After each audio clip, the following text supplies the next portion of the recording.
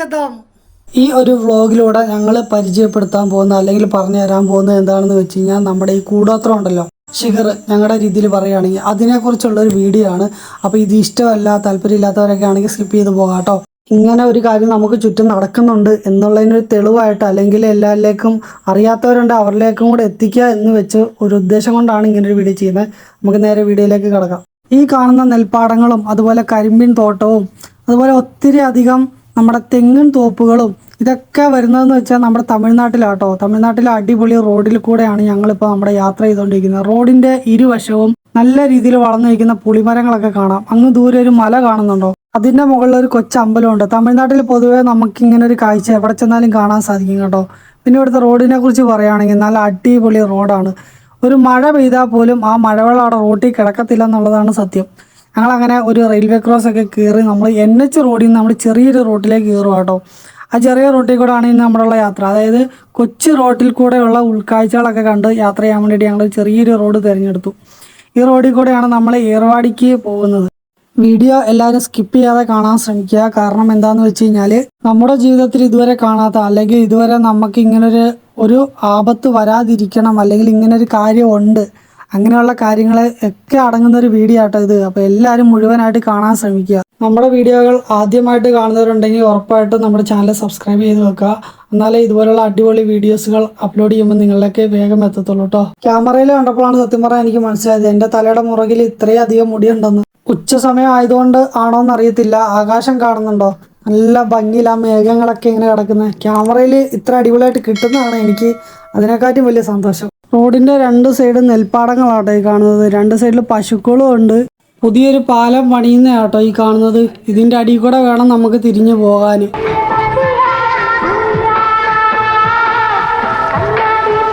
മുകളിൽ കാണുന്നത് അമ്പലം ആട്ടോ. അവിടെ ഉള്ള പാട്ട് കേട്ടോ ഞങ്ങള്.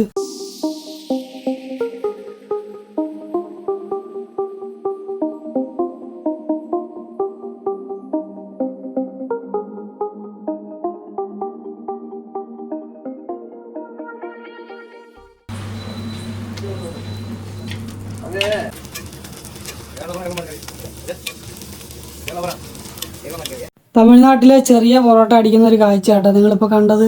ഈ ഒരു ആളാണ് ഇവിടെ പൊറോട്ട മാസ്റ്റർ. ഇത് ഇവർ തന്നെ ഇവിടെ ഫാമിലി ആയിട്ട് നടത്തുന്നൊരു കടയാട്ടോ. ഞാനങ്ങനെ പൊറോട്ട വാങ്ങിച്ചു. ഉമ്മാക്കാണെങ്കിലും മസാല ദോശ. ഇത്രയും വലിയ ദോശയൊക്കെ കണ്ട് കണ്ണൊക്കെ തള്ളിയിരിക്കുകയാണ്. ഉപ്പാക്കും ദോശയായിരുന്നു, അതുപോലെ വൈഫിനും ദോശയായിരുന്നു കേട്ടോ. രാത്രി ഏകദേശം ഒരു 11 മണിയൊക്കെ ആയപ്പോഴാണ് ഞങ്ങൾ ഫുഡ് കഴിക്കാൻ വേണ്ടി ഒരു കടയിൽ നിർത്തിയത്. അതും ചെറിയൊരു കടയായിരുന്നു കേട്ടോ. അപ്പോൾ അവിടുത്തെ കയറി അവിടുത്തെ കൊച്ചു വിശേഷങ്ങളൊക്കെ പറഞ്ഞുകൊണ്ട് ഞങ്ങൾ ഇരിക്കുകയാണ്. ഇവിടെ പിന്നെ അടിപൊളി ഒരു ചമ്മന്തി ഉണ്ട്. ഈ ഒരു ചമ്മന്തി അതിൻ്റെ കൂടെ നമുക്ക് വേറൊരു സാധനം വെച്ചാൽ ഒരു സാലന പോലത്തെ ഒരു സാധനം. എനിക്കൊന്ന് എന്തോ ഗ്രേവി എന്താണെന്ന് തോന്നുന്നു, ചിക്കൻ്റെ. അതൊക്കെ കൂട്ടിയാണ് ഞങ്ങൾ ഫുഡ് കഴിച്ചത്. പൊറോട്ട മാസ്റ്റർ ഇവിടെ തകർത്തടിച്ചുകൊണ്ടിരിക്കുക കേട്ടോ. വീശു അടിക്കുക ഇത് തന്നെ പരിപാടി. ഫൈനൽ ഡെസ്റ്റിനേഷനായ നമ്മുടെ ഏർവാടിയിൽ എത്തിയിട്ടുണ്ട് ഗൈസ്. നമ്മളങ്ങനെ നമ്മുടെ വണ്ടി ഒരിടത്ത് പാർക്ക് ചെയ്തു കേട്ടോ. അങ്ങനെ നമ്മൾ ഇതിന് മുമ്പിൽ വന്ന് രാത്രി എടുത്ത കുറച്ച് വീഡിയോയും കാര്യങ്ങളൊക്കെ എടുക്കാമെന്ന് വെച്ച് കയറി വന്നതാണ്. അന്നേരമാണ് ഈ ഒരു കാഴ്ച കാണുന്നത്.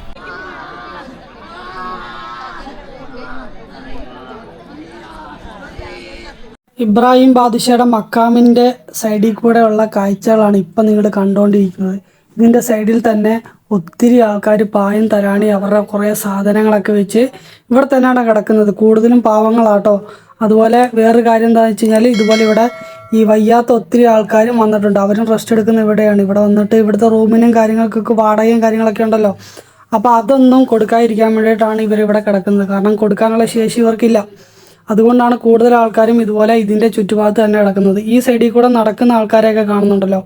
ഇവരൊക്കെ എന്താണെന്ന് വെച്ച് കഴിഞ്ഞാൽ ഇവിടുത്തെ ഓരോ കേസും കാര്യങ്ങളൊക്കെ ആയിട്ട് ഇവിടെ തന്നെ വന്ന് കിടക്കുന്നവരാണ് കൂടുതലും നിങ്ങൾ കാണുന്നത്.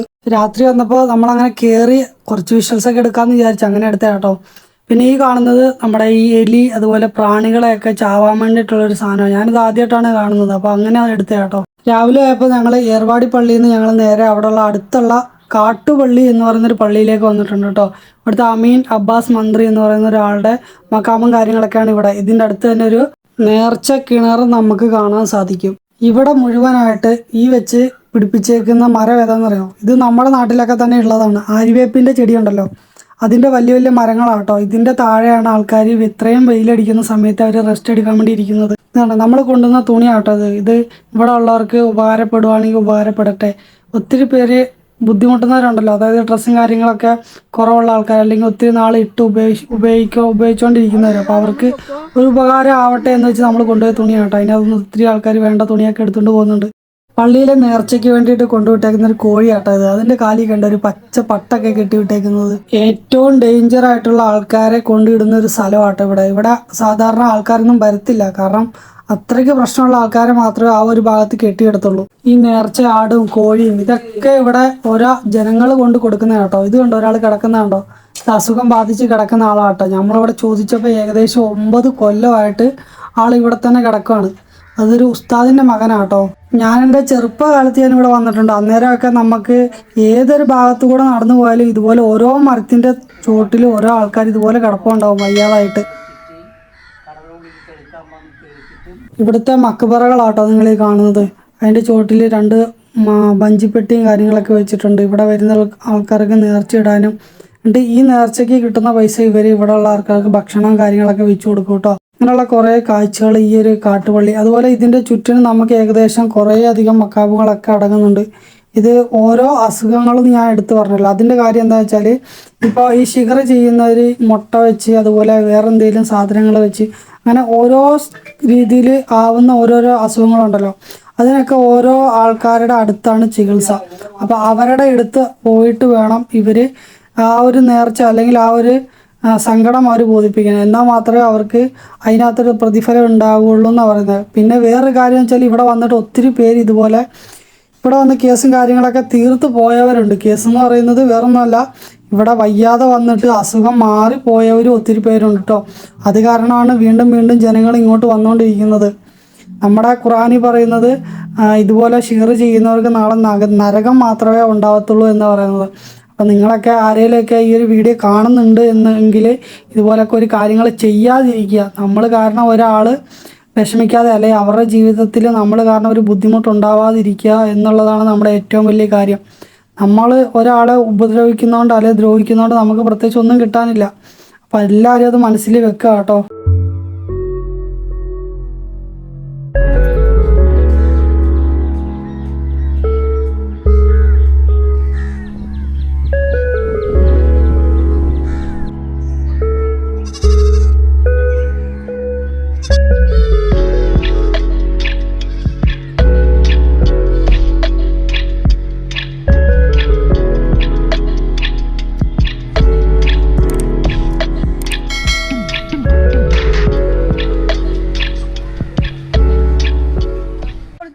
കൊടുത്തിട്ട് പോയില്ലേ, മിച്ചം തുണിയൊക്കെ കാല് വയ്യാത്ത ഒരാള് നമ്മളെ കൊണ്ടുപോയില്ലേ.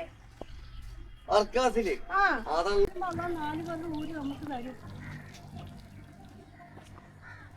ഞങ്ങൾ ഇവിടെ വന്ന് ഇത്രയും ഇവിടെ കായ കുറച്ചിരുന്നേ, ഇവിടെ ഇപ്പൊ ഇല്ല. അത്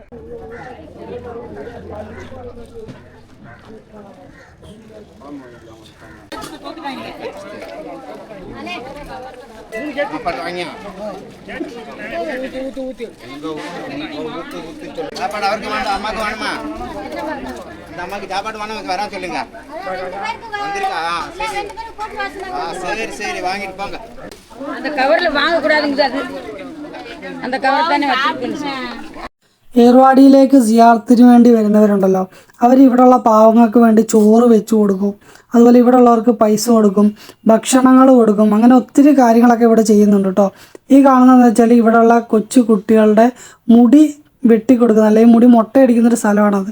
പള്ളിയുടെ ചുറ്റുഭാഗത്തുള്ള കൊച്ചു കൊച്ചു മരങ്ങളുണ്ടല്ലോ, അതുപോലെ അവിടുത്തെ ദർഗയുടെ ഭാഗങ്ങൾ, അവിടെയൊക്കെ ആയിരിക്കും ഈ ജനങ്ങൾ ഇരിക്കുന്നത്. അതുപോലെ ഇത് നമ്മുടെ പള്ളിയുടെ തൊട്ട് സൈഡിൽ തന്നെ ഉള്ളൊരു ഹോട്ടലാണ്, ഹോട്ടൽ മിസ്കിൻ. അതിൻ്റെ ചോട്ടിലിരിക്കുന്നത് എൻ്റെ ഉപ്പയാട്ടോ. നമ്മൾ ഇവിടെയും കൊണ്ടുവന്ന് കുറച്ച് തുണിയും കാര്യങ്ങളൊക്കെ വെച്ചു. അപ്പം ആവശ്യക്കാരുണ്ടെങ്കിൽ എടുത്തോട്ടെ എന്ന് വിചാരിച്ചിട്ട്. ഇതാണ് നമ്മുടെ ഈ ദർഗയുടെ ഉൾഭാഗം.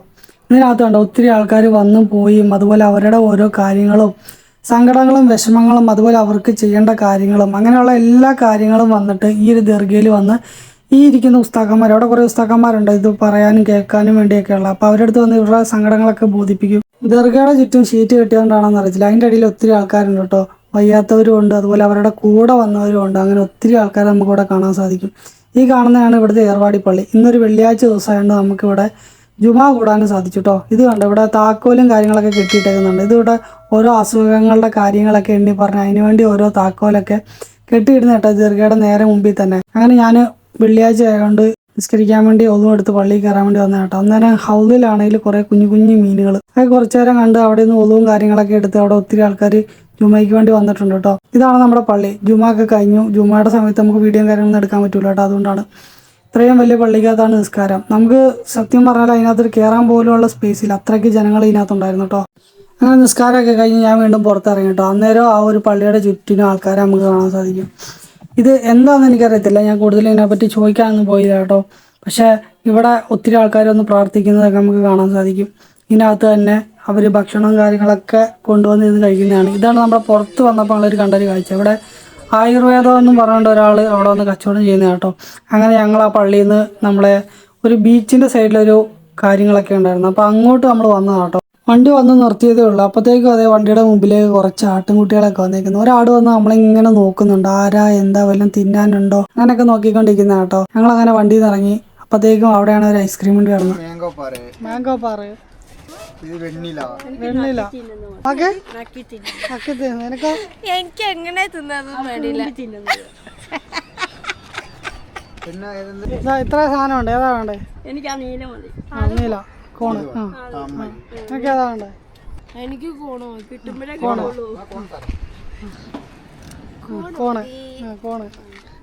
ചോക്കോബാർ ഇവിടെ ചോക്കോബാർ അവിടെ പോയി. ഉപ്പാക്ക് വീടി വീടി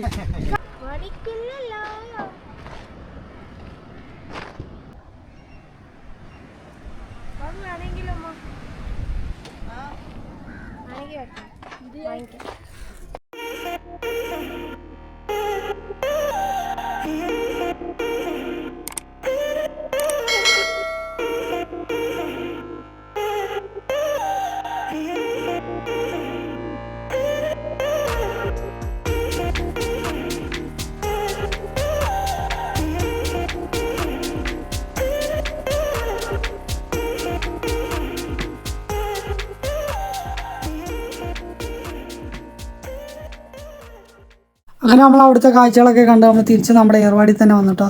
അവിടെ വന്നപ്പോൾ നമ്മുടെ വണ്ടിയുടെ അടുത്ത് കൂടെ ഒരു പശു നടന്നു പോകുന്നു. രാത്രി ആയപ്പോഴത്തേക്കും ഒത്തിരി കേസുകാർ നടക്കുന്നതാണ് കാണുന്നത്. നിങ്ങൾ ഇവിടുത്തെ കാഴ്ചയൊക്കെ ഒന്ന് കണ്ടു നോക്കും.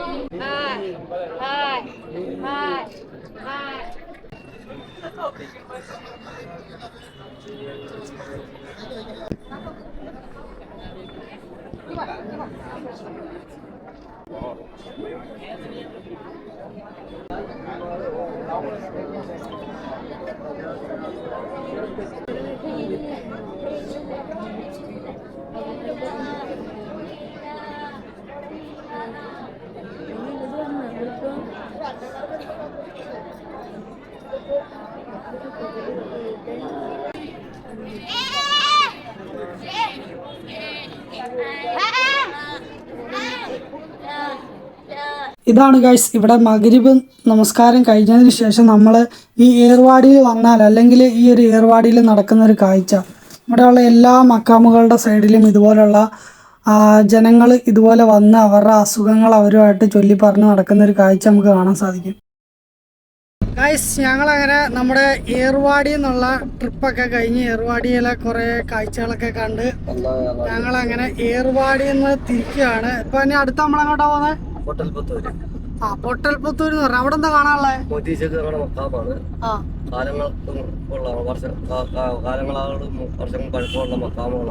അപ്പൊ അവിടെ ഒത്തിരി അധികം വർഷത്തിന് മുമ്പുള്ള മക്കാമുകള് ഉണ്ട്. അപ്പൊ കാഴ്ചകളൊക്കെ ഉണ്ട്. പക്ഷെ കാഴ്ചകൾ കാണാൻ പറ്റുമെന്ന് അറിയത്തില്ല, കാരണം രാത്രിയാണ്. നേരം വെളുക്കും. പോണ്ട് നല്ല സുഖം കാറ്റും കൊണ്ട് ഇങ്ങനെ ഇരിക്കുകയാണ്. അങ്ങനെ നമ്മളങ്ങനെ ഇവിടെ തിരിക്കുക കേട്ടോ.